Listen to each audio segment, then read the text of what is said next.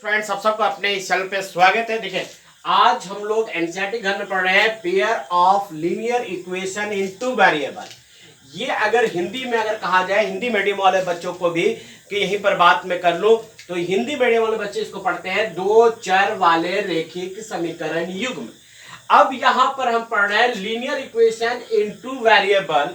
हम लोग पढ़ा था 9th क्लास में भी, कुछ इंट्रोडक्शन इसका देखा है, लेकिन pair of linear equation in two variable क्या है, इसको जानने से यानी इस चैप्टर को पहले समझने से पहले हमें बेसिक कॉन्सेप्ट को समझना होगा कि आखिर इक्वेशन किसको कहते हैं। एक एक वर्ड को अगर हम डिफाइन करें कि व्हाट इज द इक्वेशन, तो इक्वेशन को कहते हैं, देखिए सबसे पहली बात स्टेटमेंट, इसको आप लिखेंगे स्टेटमेंट ऑफ इक्वालिटी, जहां इक्वालिटी की बात किया जाए।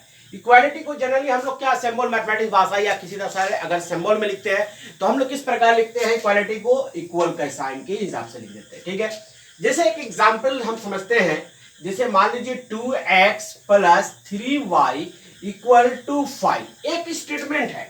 वो स्टेटमेंट क्या है, 2x प्लस 3y जो है वो इक्वल टू यानी इक्वल होगा, किसके बराबर होगा, 5 के बराबर।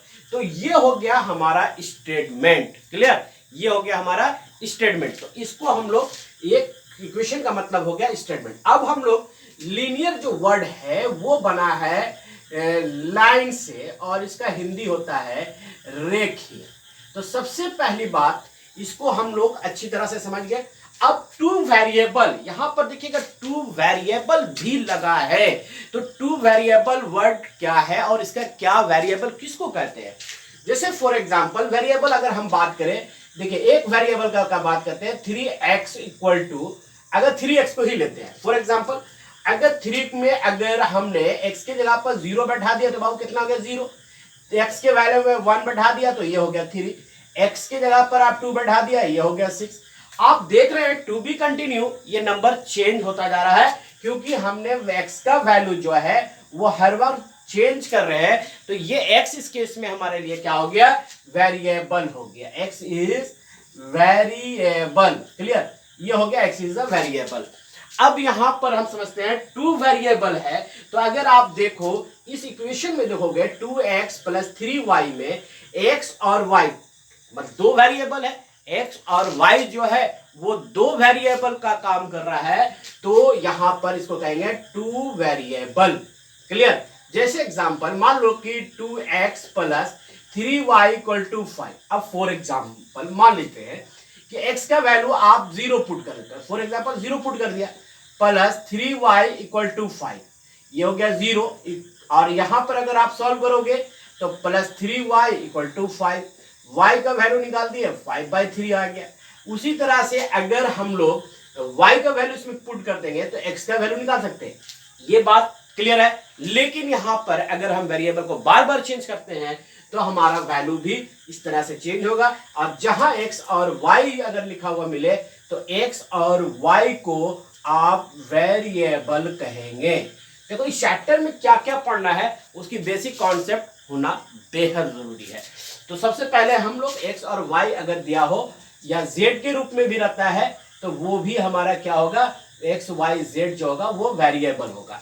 अब इसको हम समझते हैं, एक पॉइंट और लेते हैं, समझोगे कि अगर हम लोग पेयर ऑफ लीनियर इक्वेशन की बात कर रहे हैं, pair of linear equation in two variable का अगर आप बात करोगे, मैं ऐसे लिख देता हूं, टू वेरिएबल की बात करोगे तो स्टैंडर्ड अगर आप बात कर रहे हो, स्टैंडर्ड इक्वेशन है ना, स्टैंडर्ड इक्वेशन क्या होगा, तो a1x plus b1y plus c1 equal to 0। Clear, a1x plus b1y plus c1 equal to 0, एक इक्वेशन हमारा स्टैंडर्ड इक्वेशन यह होगा। यानी pair of linear equation in two variable, अभी तो एक इक्वेशन हमारे पास है a1x plus b1y plus c1 equal to 0। दूसरा हम लोग लिख लेते हैं a2x plus b2y plus c2 equal to 0। अब आप यहां पर देख रहे हैं दो तरह का वेरिएबल नजर आ रहा है ना, x और y दो वेरिएबल है, लेकिन एक लीनियर इक्वेशन नहीं है, दो लीनियर इक्वेशन है, तो इसी को हम लोग पेयर ऑफ लीनियर इक्वेशन कहा जाता है। अब हम लोग इसमें एक बात याद रखोगे, ए बी सी जो है हमारा, ए बी सी जो वेरिएबल है, ठीक है, ये हमारा ए बी सी क्या है, वेरिएबल है, और ये वेरिएबल जो हैगा नॉट इक्वल टू 0 होगा, 0 के बराबर नहीं होना चाहिए। यानी ये वैल्यू अगर आप निकालोगे तो ये रियल नंबर तो आएगा ही, रियल नंबर ही होना चाहिए। दूसरी बात हम कह रहे हैं कि A equal to condition equal to not 0 होगा, बी इक्वल टू नॉट 0 होना चाहिए, और सी इक्वल टू नॉट 0 होना चाहिए। फॉर एग्जाम्पल, अगर हम स्टैंडर्ड लीनियर इक्वेशन की बात कर रहे हैं, स्टैंडर्ड लीनियर इक्वेशन की बात कर रहे हो, तो एक स्टैंडर्ड लीनियर इक्वेशन हम ले लेते हैं a1x प्लस b1y और इक्वल टू, अगर आप यहां एक काम करो, c1 इक्वल टू 0, यही स्टैंडर्ड इक्वेशन है। अगर आपने a1 का वैल्यू 0 पुट कर दिया, 0 into x plus b1y plus c1 equal to 0, तो x को 0 से मल्टीप्लाई किया 0 हो गया, b1 हो गया, y plus c1 equal to 0, ठीक है ना। अगर आप देख रहे हो x का ही वैल्यू 0 हो गया, x वेरिएबल ही 0 हो गया, तो उसी तरह y का पुट करोगे तो y भी 0 हो जाएगा, c 0 होगा, तो फिर तो इक्वेशन सही नहीं मिलेगा। तो हमें यहां पर ये ध्यान रखना होगा कि a b c या जो भी दिया नंबर होगा वो रियल नंबर जरूर होगा, साथ ही साथ इक्वल टू नॉट 0 होना चाहिए। अब हम लोग इसको कौन कौन से मेथड से प्रूव करते हैं, सॉल्यूशन करते हैं, उस मेथड को भी हम लोग देखते हैं। चलिए आगे बढ़ते हैं, ठीक है, इसको रफ कर दिया जाए और चलो इसको आगे रफ करके मैं देखता हूं कि लीनियर इक्वेशन के मेथड को सॉल्यूशन के दो मेथड है, एक ग्राफिक मेथड है और दूसरा एल्जेब्रिक मेथड है, और एल्जेब्रिक में ही हम लोग को 3 पार्ट पढ़ने को मिलेगा। तो चलो इसको हम लोग देखते हैं। यह है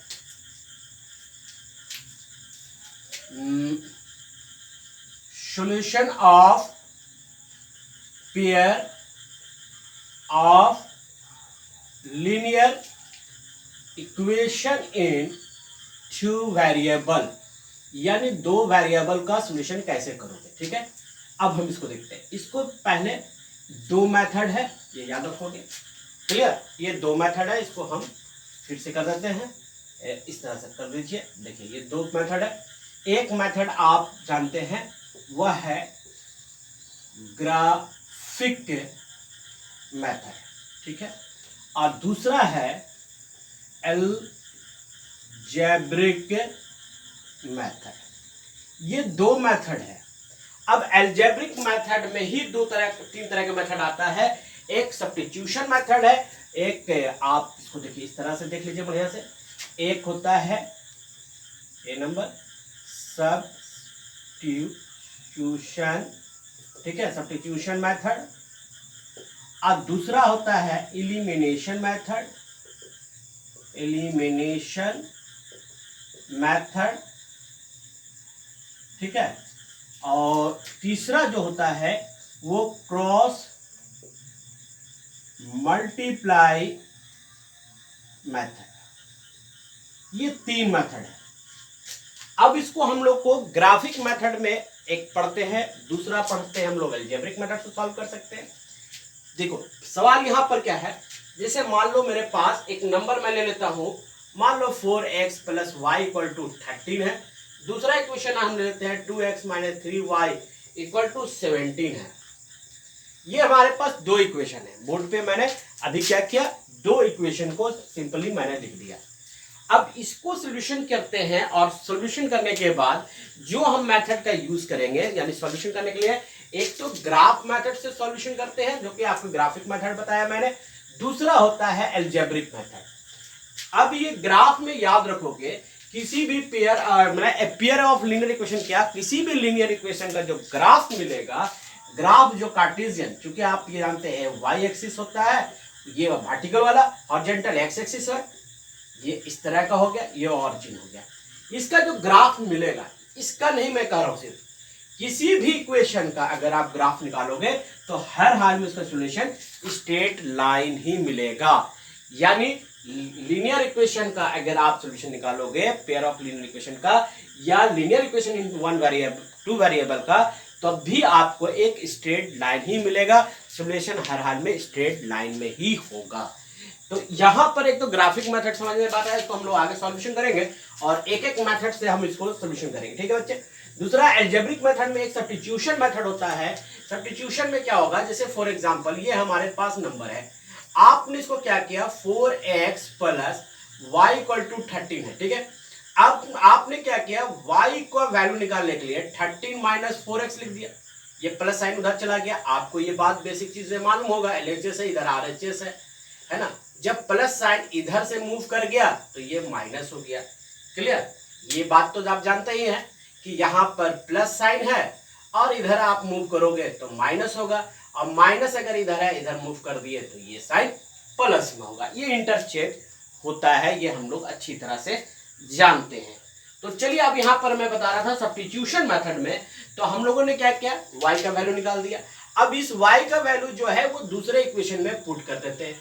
जैसे मान लो 2x minus 3y equal to 17, यहाँ पर आपको हो गया 2x 3y के जगह पर पुट करोगे 13 माइनस 4x इक्वल टू 17। अब यहाँ पर आप सोल्यूशन कर सकते हैं, 13 3 जा, ये हो गया 39 माइनस माइनस प्लस, और ये हो गया 4x, एक मिनट, माइनस माइनस प्लस 4 3 जा 12x, कितना हो गया, ये हो गया 12x इक्वल टू 17। यहाँ पर आप 12 और 2 हो गया 14x, मैंने ऐसे रफ कर रहा हूँ, 17 प्लस 39, सॉरी माइनस हो गया प्लस 9 होगा, 9 और 6 और ये 56। अब ये देखो x का टेबल में ये 4 बार में कैंसिलेशन हो गया, तो यहाँ पर मैंने x का वैल्यू निकाल लिया। अब इसी तरह y का वैल्यू अगर आप पुट करोगे, सिंपली y का वैल्यू 13 माइनस 4x, अब ये 13 हो गया 4 इंटू 4, अब ये 13 माइनस 4 4 जा 60, यानी माइनस 3 आ गया। तो आपके दो इक्वेशन निकल गए, इसके एक निकल गया 4 और एक हो गया माइनस 3। तो ये जो हमने सॉल्यूशन किया वो सब्स्टिट्यूशन मेथड था। कौन मेथड था, सब्स्टिट्यूशन मेथड, ठीक है। ये एक मेथड होगा जो हम लोग इसमें अभी पूरी तरह से एनसीईआरटी से पूरा हम लोग सॉल्यूशन करेंगे और एलोरा के बुक से भी करेंगे और RD शर्मा से भी करेंगे। तो सो गाइस, अगर आप हमारे चैनल पर पहली बार है तो सब्सक्राइब करना ना भूलें, क्योंकि यहाँ पर एनसीईआरटी घर में सिर्फ 10 ही नहीं 9 10 11 12 सारी की पढ़ाई अब स्टार्ट हो चुकी है, क्योंकि अब एग्जामिनेशन का सीजन स्टार्ट हो रहा है। तो आप जरूर चैनल के साथ जुड़े रहिएगा। दूसरी बात मैं यह कह दूं कि सब्स्टिट्यूशन हो गया, दूसरा एलिमिनेशन मेथड होता है। जैसे हमारे पास इक्वेशन में इसी को हम उठाते हैं, जैसे मान लीजिए 4x था, y इक्वल टू 13 है। दूसरा इक्वेशन हमारे पास क्या है, 2x minus 3y equal to 17 है, ठीक है। अभी आपको मैं रफली बता रहा हूं ताकि आप समझो सब्स्टिट्यूशन क्या हुआ, एलिमिनेशन क्या हुआ। ये इक्वेशन है, अब आप इसको सॉल्व करोगे तो किसी भी या तो y वेरिएबल को या x वेरिएबल को आपको बराबर करना होगा। अगर आप y को करते हो तो देखो सेकंड वाला में 3y है और इसमें 1y है, तो हम लोग क्या करेंगे इसमें, ये हम आपको एलिमिनेशन मेथड बता रहा हूं। तो हम क्या करेंगे, इस नंबर को 3 वाले को ऊपर वाले से सबको इक्वेशन कर देंगे और इसको 1 से मल्टीप्लाई करके लिख देंगे।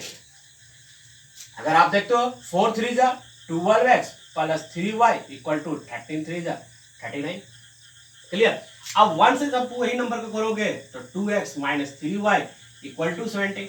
अब ये देखो प्लस माइनस ये कैंसिलेशन कर दो, ये हो गया आपका 14x, और यहाँ पर आओगे तो वही 56, और ये 4 बार में कट गया, तो x का वैल्यू क्या मिल गया, 4 मिल गया। देखो यहाँ भी x का वैल्यू इस मेथड से भी हमको 4 ही मिला हुआ है और इस मेथड से भी हमको 4 ही मिलेगा। किसी भी मेथड से सॉल्यूशन करो तो आपका वैल्यू वही आता है।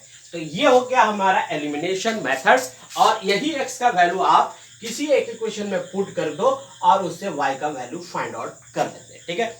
यहाँ पर मैं ये बताऊंगा। दूसरी बात आपको क्रॉस मल्टीप्लिकेशन मेथड होता है, उसके लिए फिर हम लोग पढ़ेंगे हम लोग 1 by 1, क्योंकि यहाँ बोर्ड पे काफी फिलअप हो चुका है।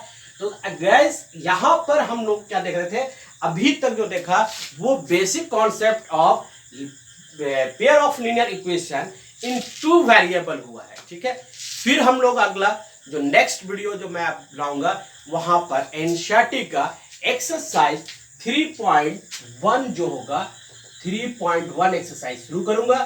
पहले एनसीईआरटी सॉल्व करूंगा, फिर आपको RD शर्मा को सॉल्यूशन किया जाएगा, उस प्रॉब्लम को सब सारे को देखेंगे, और अलोरा कभी भी बुक को देखेंगे। यानी यहाँ पर चैनल पे आपको 3 बुक से आपको यहाँ सबमिशन बताया जाएगा। सो गाइस, वीडियो को लाइक एंड शेयर करो, लोगों तक पहुंचाओ, और मैं यही कहूंगा कि चैनल जरूर सब्सक्राइब करो, क्योंकि यहाँ पर पूरी तरह से 100% फ्री ऑफ कॉस्ट सारे मटेरियल मिल रहे हैं। साथ ही साथ आपके लेक्चर क्लासेस भी साथ साथ चलता रहेगा। सो गाइस, वीडियो को लाइक एंड शेयर करो। कल मिलते हैं नेक्स्ट वीडियो में, फिर पेयर ऑफ लीनियर इक्वेशन का जिस दिन मैं फाइनल करूंगा। जय हिंद, जय भारत।